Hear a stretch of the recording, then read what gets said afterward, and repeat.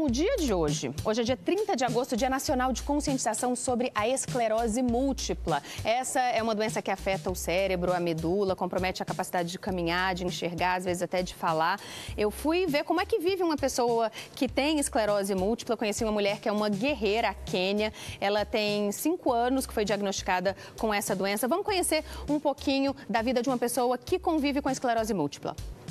A esclerose múltipla é uma doença silenciosa que não tem cura, mas que muda radicalmente a vida dos pacientes, que sentem falta de informação por parte das pessoas e muito preconceito, falta acolhimento. Foi por isso que a gente veio hoje aqui na casa da Kênia para entender como é o dia a dia de quem convive com a esclerose múltipla.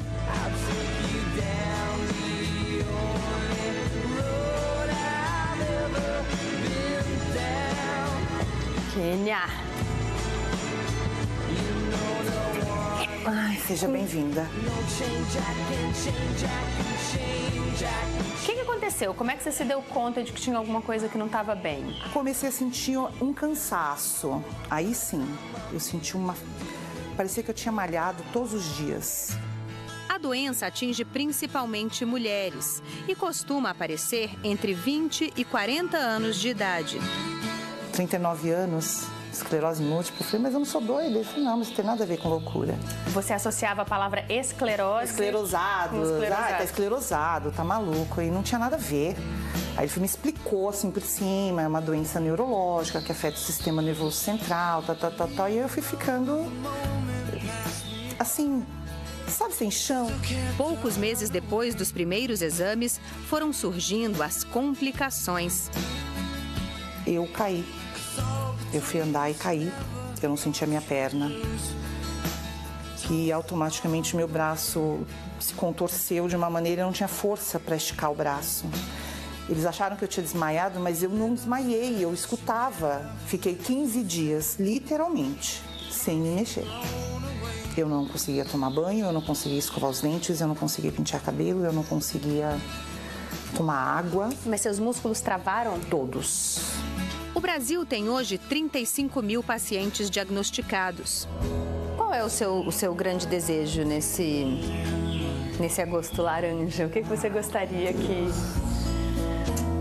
que acontecesse, que as pessoas percebessem? Eu queria voltar a andar, literalmente. Andar sozinha, passear com os meus filhos. Não ter perdido meu trabalho, porque foi meu primeiro trabalho. Eu tinha 35 anos.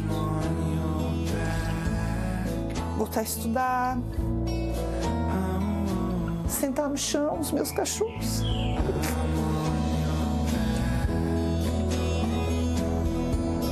Ninguém sabe a falta que isso faz de verdade. Você é muito inspiradora. A gente tem que ser, né? Tem que ser. Tem filhos.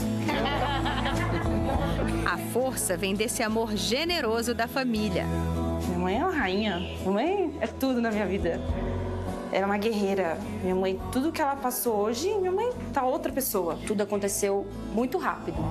Então, não tive tempo assim para poder, olha, eu tenho que fazer isso e aquilo. Não. Isso mexeu muito com ela. Minha mãe era extremamente assim, adorava numa roda de samba, ela tava lá no meio sambando, e de repente você vê que você não pode mais.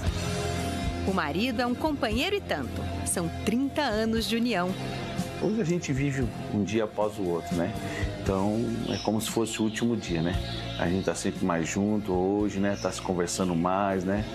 As coisas que era para falar daqui 2 dias já vamos falar na mesma hora, vamos curtir todo mundo junto, a família, os filhos, né? Então estamos vivendo cada minuto e cada segundo. Bom?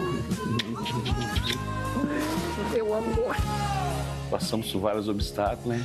Quando nós estamos juntos até o fim da nossa vida com a nossa linda família, sempre unida, é o nosso elo. Amém. Bom? Te amo. Te amo também. Eu vou dizer para vocês que desde que eu estive nessa casa, eu lembro da simplicidade beleza e da força do que esse homem falou, assim, não deixar para depois o que tem que falar. Foi uma alegria conhecer vocês. Um beijo, eu sei que a família tá toda ligada hoje, um beijo enorme para Kênia. A gente está aqui hoje com a ajuda do Guilherme Olival, que é neurologista e vai ajudar a gente a entender como é que essa doença funciona. Tem muita falta de informação relacionada à esclerose múltipla, né, doutor Guilherme?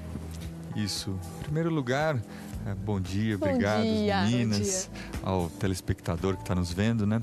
E realmente é uma doença que afeta 40 mil brasileiros, né?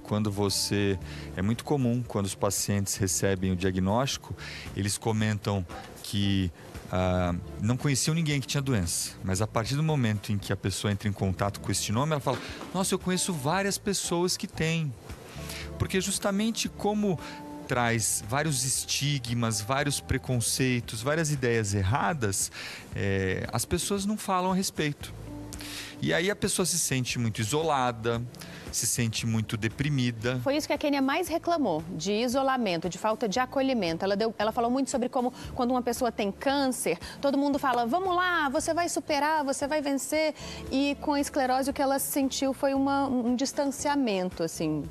Muitas vezes a própria pessoa também se distancia, porque a própria pessoa se sente diminuída, se sente que ela não vai poder realizar mais os sonhos dela, se sente menos do que um ser humano. E por isso que foi muito bonita essa matéria, né?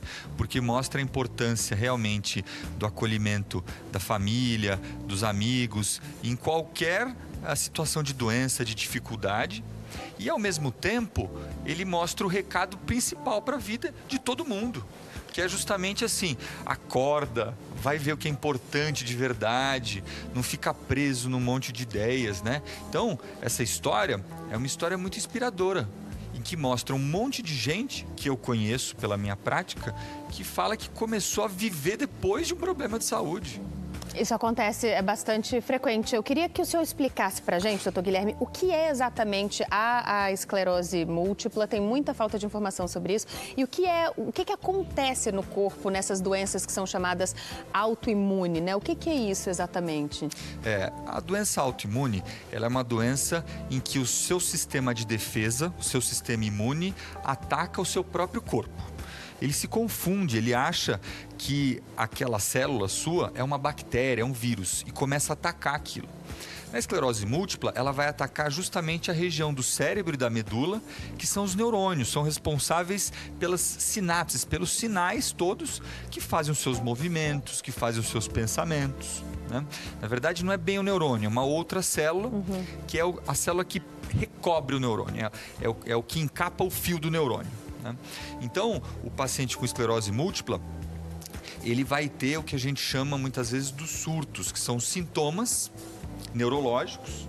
E aí eu vou enunciar 4 como os principais, que são fraqueza em um braço ou uma perna, que são formigamento em uma região do corpo, que são perda de visão de um ou dos 2 olhos e o desequilíbrio. Isso vai começar a aparecer no paciente, isso vai permanecer, a gente fala que por mais de 24 horas. Eu não quero... causar um pânico.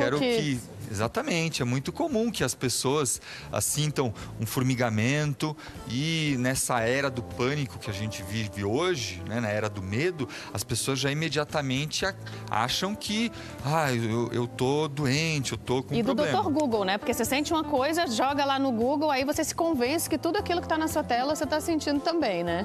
Mas, ao mesmo tempo, a gente também não pode minimizar. Um paciente que está com um sintoma desses que eu comentei, que esse sintoma está durando mais de 24 horas, ele realmente precisa procurar um médico, precisa procurar um neurologista, né, para ser examinado. Porque se for esclerose múltipla e a doença for descoberta no início, hoje em dia a gente tem muitos tratamentos.